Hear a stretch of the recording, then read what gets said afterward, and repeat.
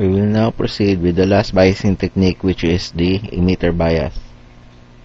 For the first step, again, open the capacitors connected to your circuit. So C1 and C2 will be open. Eventually, you will end up with this circuit. We will try to solve for IB and VCE. For IB, we're going to use this path. For VCE, we're going to use this path. To solve now for IB, that will be the current that will flow here. That will be IB. It will flow across RB, IB, RB, plus VBE. Again, that would be equal to 0.7 volts minus VEE equals 0. Isolating now IB, it will be equal to VEE minus VBE divided by RB.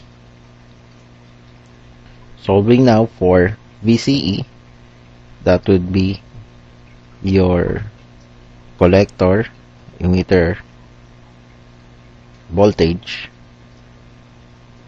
If you're going to loop here, you will end up with IC times RC plus VCE minus VEE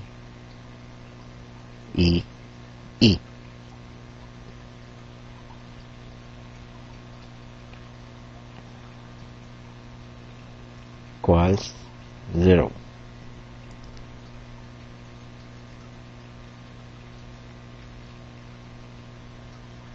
Isolating now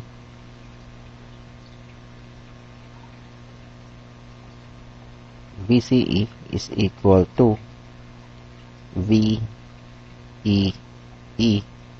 minus ICRC. So this will now be the equation for our VCE. Well, for the first loop, this is the equation for IB. So that ends the discussion for the 5 biasing techniques for your BJT transistors.